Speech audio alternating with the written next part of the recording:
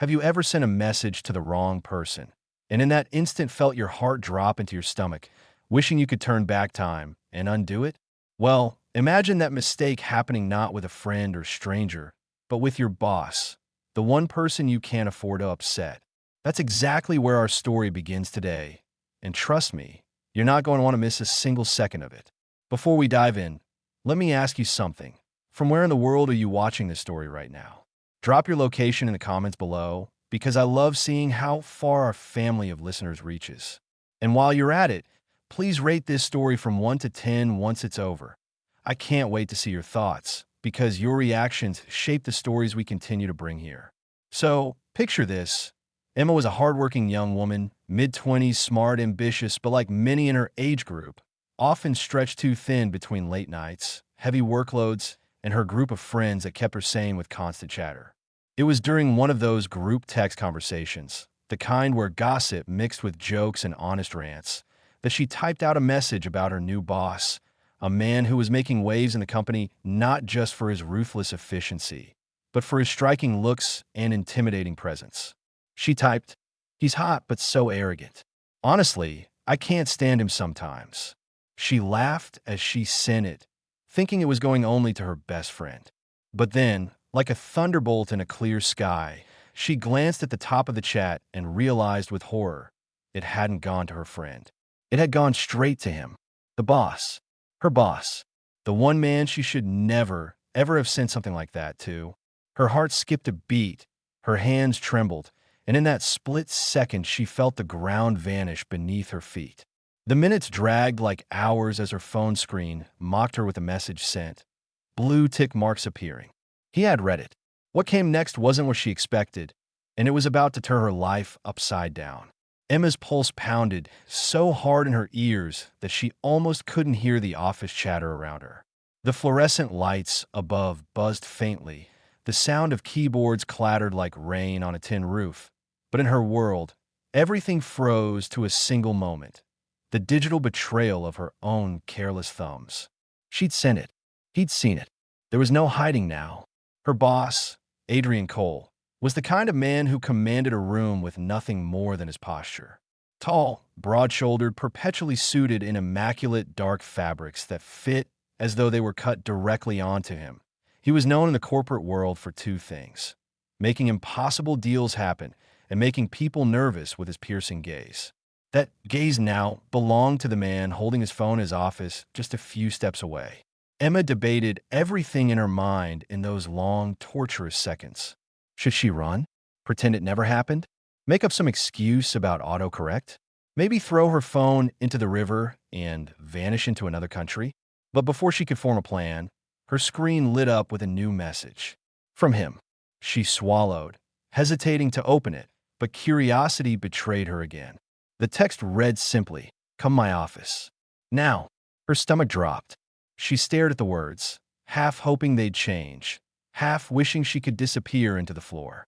With legs that felt like stone, she stood, straightened her blouse, as though that could somehow armor her against the storm to come, and walked toward the corner office with the glass walls that reflected every ounce of her nerves. Her co-workers barely noticed, some too busy typing, others sipping coffee, but to her it felt like all eyes were on her as she made that walk of dread. When she reached the office door, she knocked lightly, her knuckles barely brushing the glass, and heard his voice, deep, even controlled. "Come in."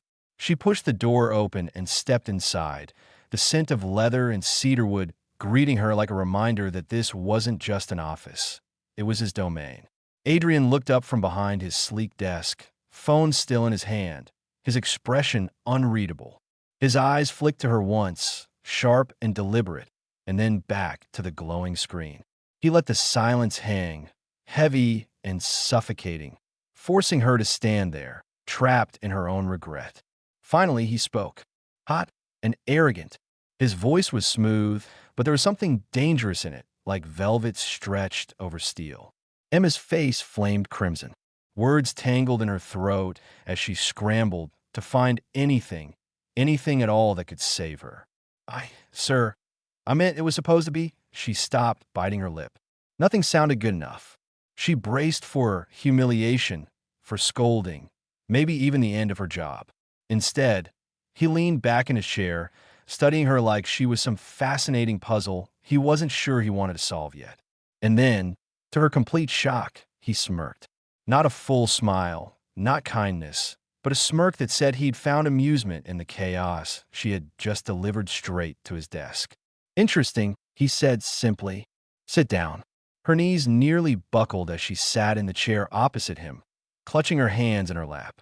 He rested the phone on the desk, folding his hands together like a judge about to deliver a verdict.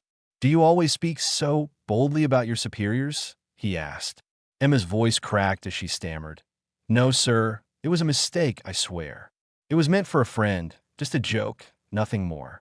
He tilted his head, eyes never leaving hers, and for a moment she thought she might suffocate under the weight of his stare. Then, against all odds, he chuckled. The sound was low, warm, unexpected, and it sent a confusing wave through her chest. Well, he said, at least you think I'm hot. Her jaw dropped slightly, her brain short-circuiting between relief, embarrassment, and a confusing flicker of something else entirely. The arrogance she'd accused him of? Maybe it wasn't arrogance at all. Maybe it was confidence so absolute that it left no room for apology. Whatever it was, she realized then that the game had changed, and she wasn't sure she knew the rules anymore. I kept you hooked by telling you how Elena's words slipped from her hands and straight into the inbox of the one man she should never have mocked, the man who held her future in his control. Now, let me unfold the storm that followed. But before that, let me ask you something. Are you enjoying the story so far? If yes, I'd love to see you drop a quick rating for this story in the comments. Maybe even tell me from where in the world you're watching. It's always a joy to see readers from different corners of the globe, and it makes these stories feel like they're traveling farther than even Elena's accidental text ever could. Now, after the shock of realizing what she had done, Elena sat frozen at her desk, unable to move. Her heart was pounding so loud that she feared her coworkers might hear it echoing across the cubicles. The red notification on her message was like a dagger, proof that her boss had not only received it, but opened it almost instantly.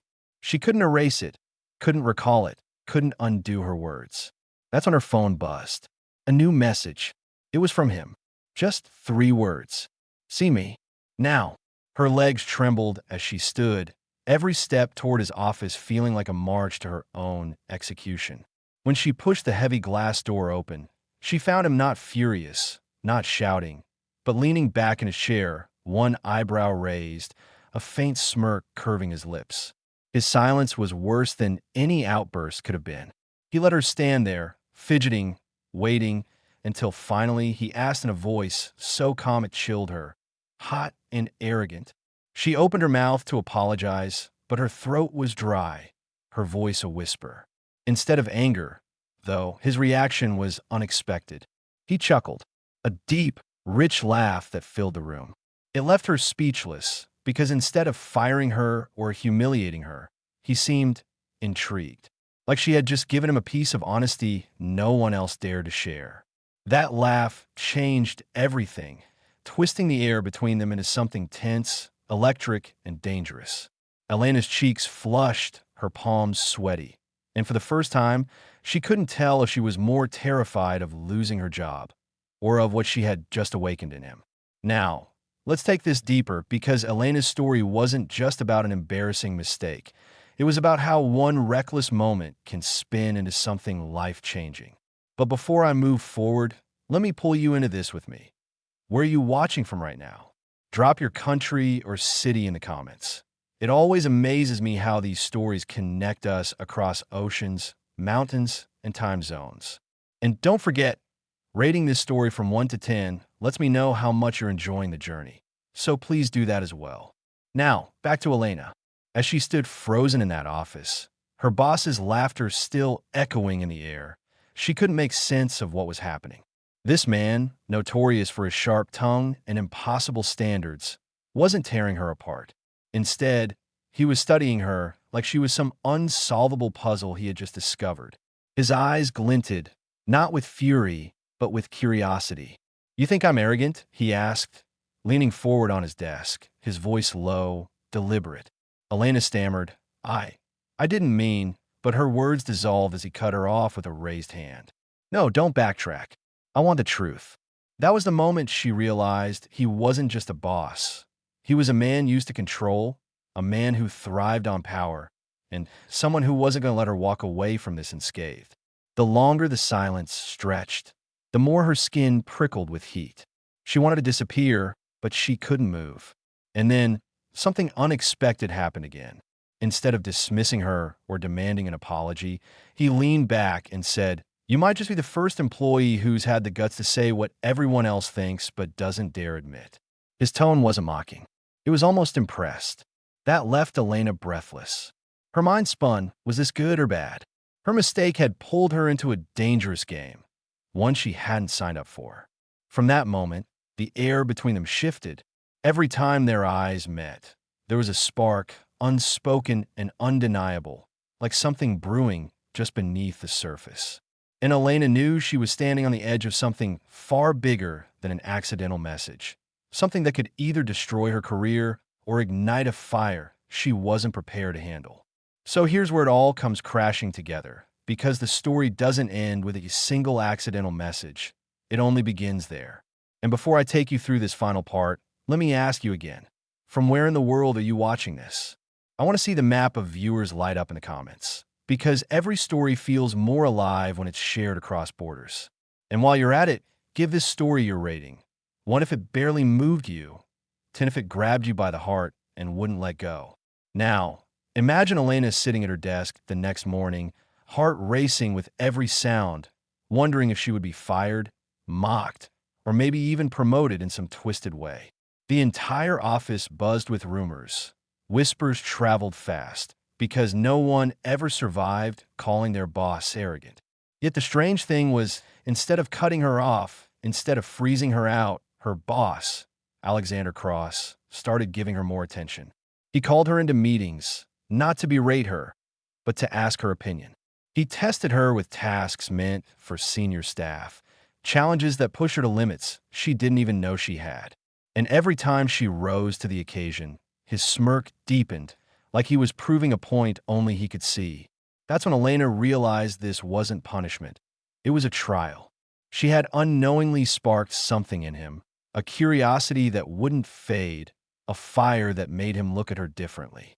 Nights turned into late work sessions, and the air between them grew heavier, charged with unspoken tension.